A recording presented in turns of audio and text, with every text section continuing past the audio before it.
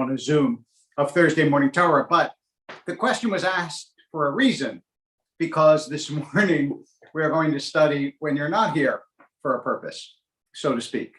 I'm sorry, I don't mean to confuse you this early in the morning. Let me backtrack and tell you what I'm talking about. So in this morning's Parsha, which is Vayikra, the beginning of the book of Leviticus, there is a very peculiar provision, which I will read to you from my handy Bible that I have in my hand.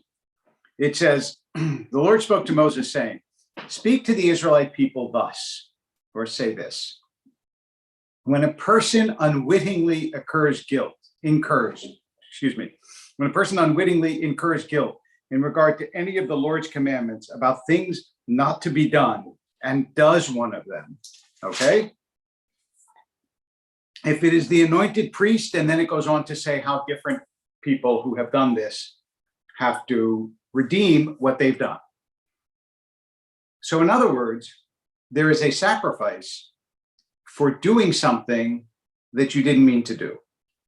A chatat, a sin offering. Now, there are two ways to have an unwitting sin. The first is that you didn't know it was a sin.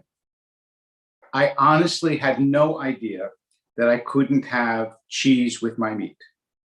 I once had a fairly religious Jew who literally, if this person is to be believed, did not realize that yogurt was dairy and used to have yogurt with his meat.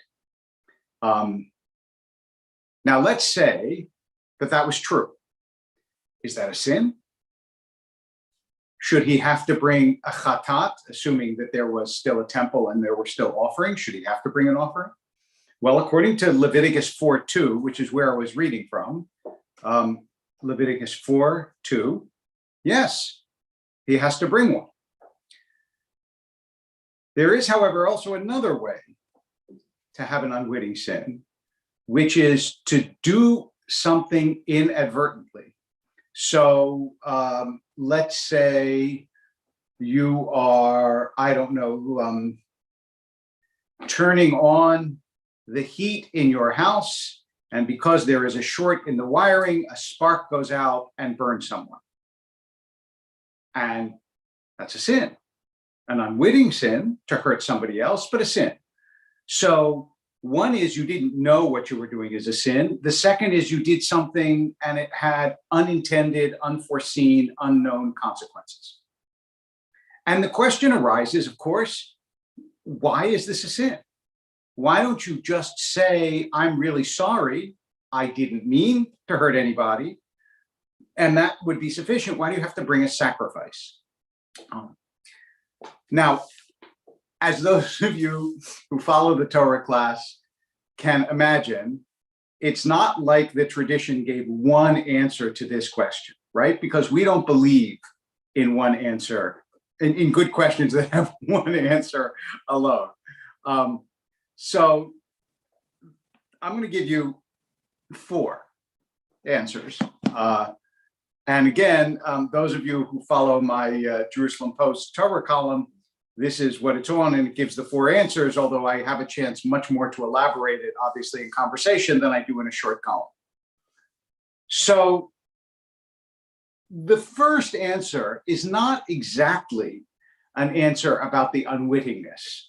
It's from Sefer HaChinuch, which nobody actually knows who wrote it, but it became a fairly authoritative work in the medieval period. It was written in the 12th, 13th century, and it is an enumeration of commandments and of reasons for the commandments and of explanations of the commandments. Okay. So the answer that the Sefer HaChinuch gives is, if you do something wrong in an action, you can't expiate it by words. The reason you have to bring a sacrifice is there's a certain correspondence in the world, action for action, word for word. And since the sin is a sin of action, you have to do something in order to set the balance right. That's the Sefer HaChinuch's explanation. And you can understand that in a tradition like our tradition, which has a bias towards action, that makes a good deal of sense, right? That you have to do something to show that you are aware that you sinned, even though you sinned inadvertently, and you want to make it right. It is also obviously an expression of the person's intention to make it right and their desire not to have sinned. Ramban, Nachmanides, who lived at about the same time as the author of the Sefer HaChinuch, says something that is different and deeply, as you would expect from the Ramban, sort of mystical and spiritual, because the Ramban was a legalist, but also a mystic. He said, every sin, whether it is an intentional sin or an inadvertent sin, every sin leaves a mark on the soul of the one who committed that sin. Again, every sin leaves a mark on the soul of the one who committed that sin. And therefore, if you do something in the world that has bad consequences and causes pain or disrupts some social order,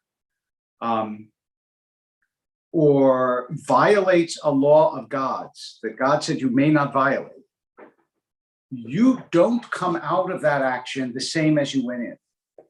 You might think so, you might feel so, but according to Ramban, it's not true.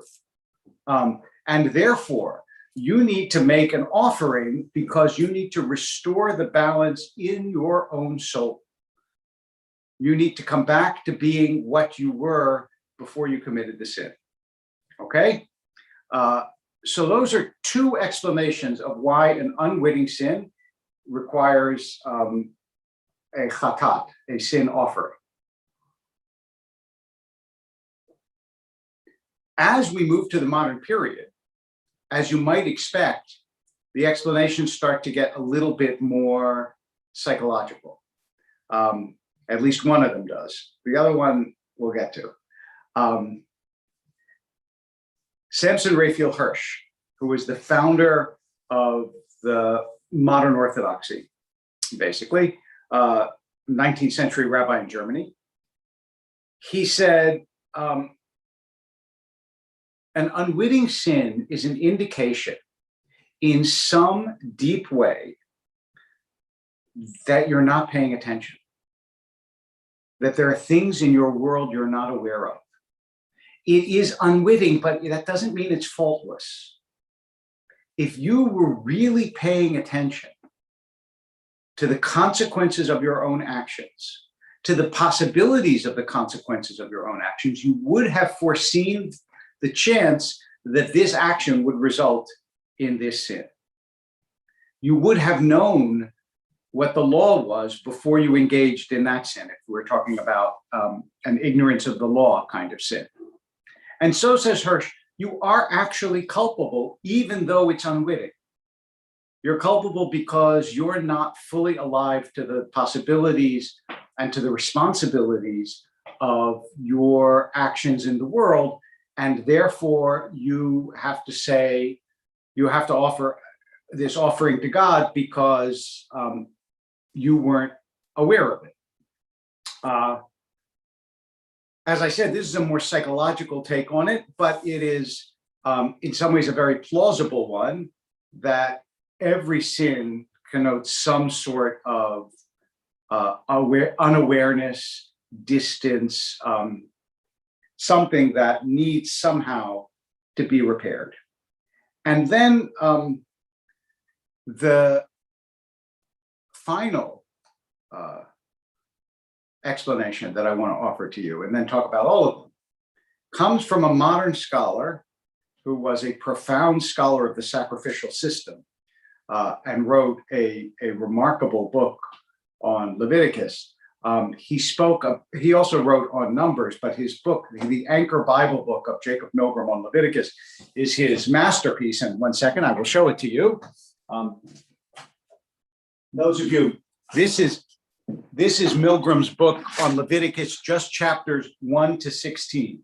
Okay, in the Anchor Bible series, and it is the whole book is quite remarkable. I mean, this one is well over 1,000 pages, and Milgram spent his life studying, as I said, the sacrificial system, and he points out something really interesting and I think important about the nature of sacrifices. He says the sacrifice is actually not intended to purify the individual. Instead, it is intended to purify the sanctuary. And the reason he says that, in part, he has a couple of reasons, but the main one is that the blood that is sprinkled, which is the purifying part of the sacrifices, not sprinkled on the person, it's sprinkled on the sanctuary. Because every sin defiles God's sanctuary, whether it's deliberate or not.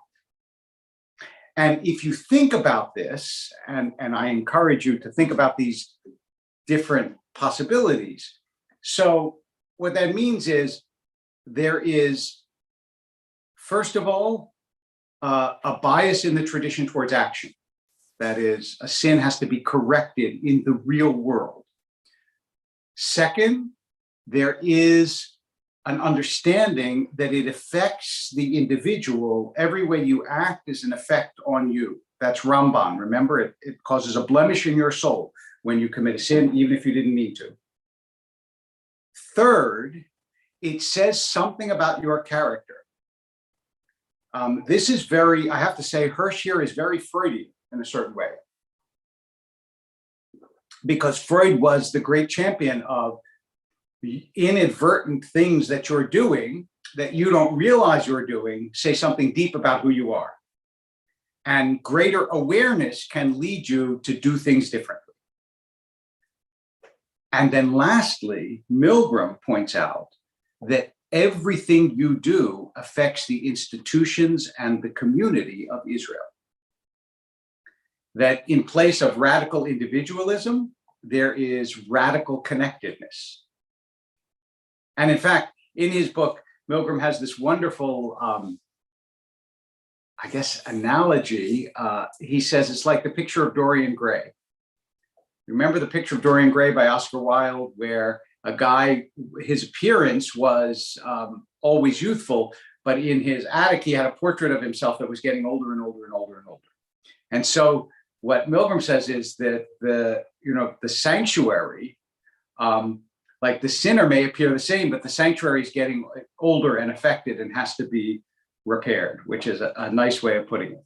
So for all these reasons, the idea of inadvertent sin is real. Now, you could certainly, and I saw this very quickly, you could certainly take the Heschelian approach in a different way, which Jennifer mentions in the comments on Facebook, and that is that Heschel, in his interview, right before Heschel died, he did an interview with, I believe, Carl Perkins. I think that was the name of the journalist, and he said,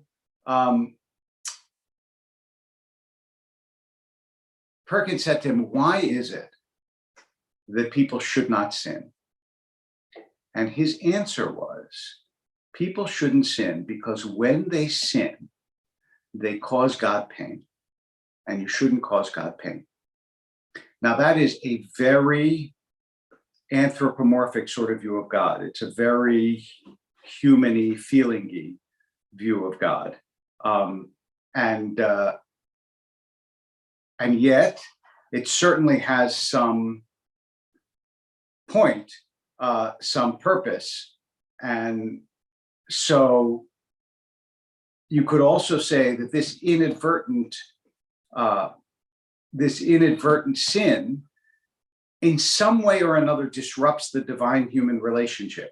And I think all of sacrifice is predicated on this notion that there is this divine-human connection, and sacrifice restores that divine-human connection to people. Now, I also want to point out that we're about to come to Pesach.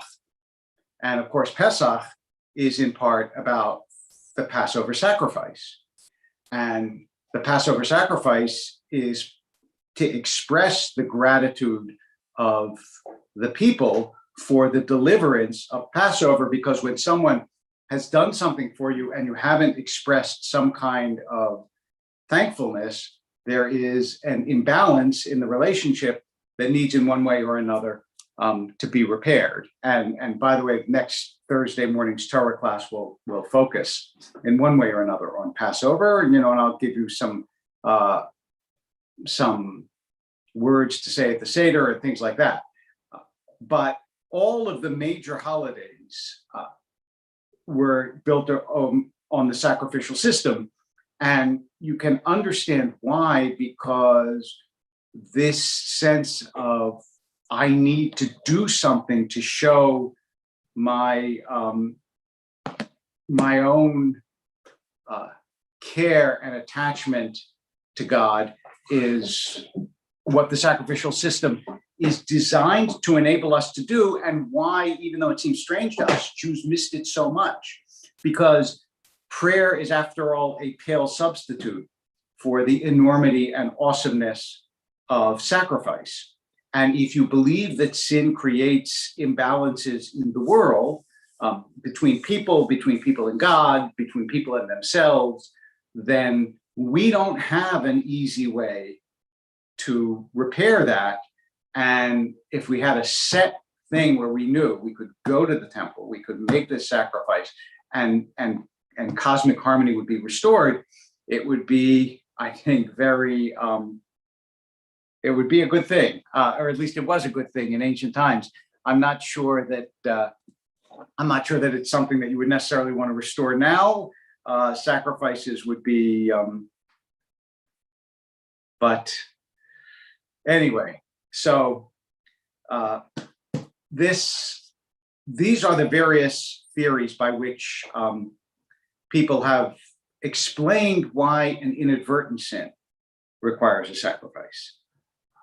Remember also that the system in the temple of sacrifices was fairly elaborate and didn't just deal with sins. There were thankfulness offerings, there were holiday offerings, there were all sorts of different kinds of offerings to express the range of emotion and of religious attachment in the Jewish tradition. And Vayikra, the book that we're reading now, which is the Levitical book, is that central book. And now I'm going to just tie it for a second to Pesach in a way that you would not expect, I don't think. I'm going to remind you that the theory of Richard Elliott Friedman in his book on the Exodus is that the Exodus is the story of the Levites leaving Egypt. He said that while historically there is no evidence that all of Israel was enslaved in Egypt or all of Israel came into the land, there is enough evidence that, in particular, the Levites, we're talking about the Levitical sacrifices here, right? All of the Egyptian names that we know of, Moses, Aaron, Pinchas, Hophni, they're all Levite names.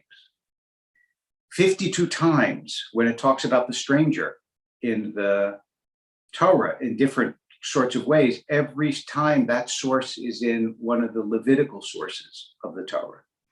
So Friedman's theory is that the Exodus is really the story of the Levites leaving.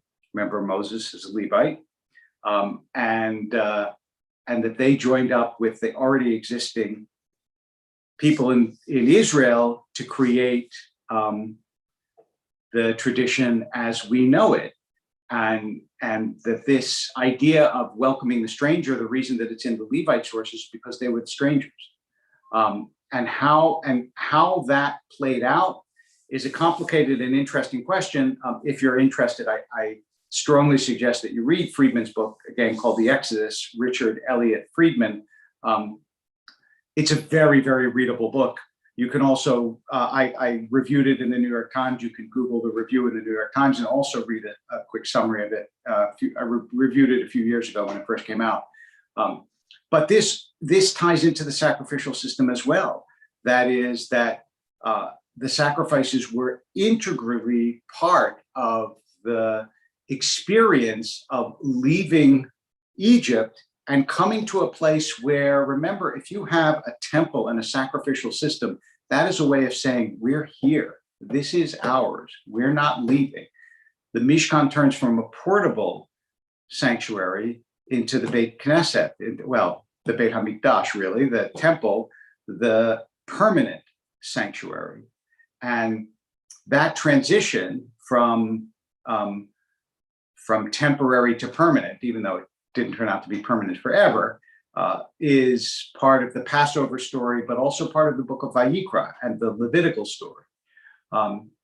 So there are multiple dimensions of the idea of sacrifice in the temple and in Jewish history. And as we approach the Pesach, we have to remember that Judaism as we know it is a very different institution from Judaism in the time of the temple. And we owe the transition from temple to Judaism as we know it primarily to the rabbis, who, when the temple was destroyed, had to create a Judaism that was no longer temple-centric, as it had been for hundreds of years, and had to figure out a way, for example, to do atonement without sacrifice, and to substitute prayer for offering up animals in the temple. And that was a gigantic change in the history of our people. And it was about moving from this book, that is the book of Leviticus, which we'll be studying over the next several weeks, as well as obviously studying Pesach, to move from this book to the world as we know it, to the Talmud and to the medieval and modern interpreters of Judaism. The final thing that I will remark about this is that the idea of needing to atone for that which you did not mean to do could be seen as either confining and oppressive or as liberating. The way that it could be seen as confining and oppressive is, oh my God, you mean I'm even responsible for the things I'm not aware of? It's like I'm being watched all the time. I don't have any room to breathe. I'm constantly under scrutiny. And I understand that feeling. And there is some of that in a certain way, of course, in a religious outlook, because you always feel like you are responsible. Maimonides says you should always feel like you're balanced between all your good deeds and all your bad deeds. And at any moment, you tip the balance. But at the same time, it's very liberating in the sense that everything I do matters. It matters. And there's always a way, in one way or another, to try to make things better if what I do is bad. But all my good deeds matter too. They aren't empty and tossed off to an indifferent universe. And so the sort of supercharged significance that is a consequence of a religious worldview, where everything really does matter and nothing is trivial or thrown away, this both gives us a sense of a little bit of dread, possibly, but also a sense of meaningfulness. And it is, after all, the meaning that carries us through the world, and the necessity of having meaning that carries us through the world. And the Torah invests our lives with a constant meaningfulness that does not abate, because at all times your actions are before God. And even though we tend to think of this as a feature of Yom Kippur, the truth is that there is a confessional in every morning service. Not, by the way, during the month of Nisan. During the month of Nisan, we don't do tachanun, we don't do the confessional, and we're in the month of Nisan. But that's because it's a prelude to deliverance. But there is a confessional usually in every morning service, which means your deeds always matter and you're always consequential. And that is, in its way, a really beautiful thing, and something that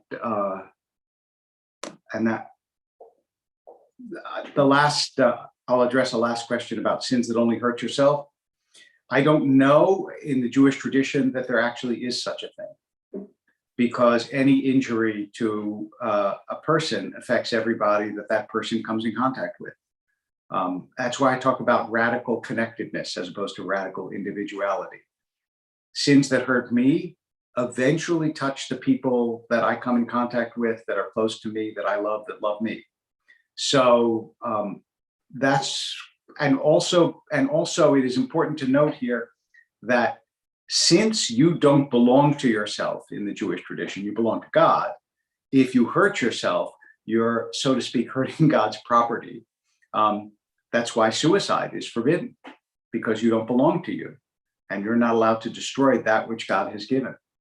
So all of us owe a responsibility to ourselves, to each other, to God, and that's a beautiful thing. Thank you for joining me this Thursday morning.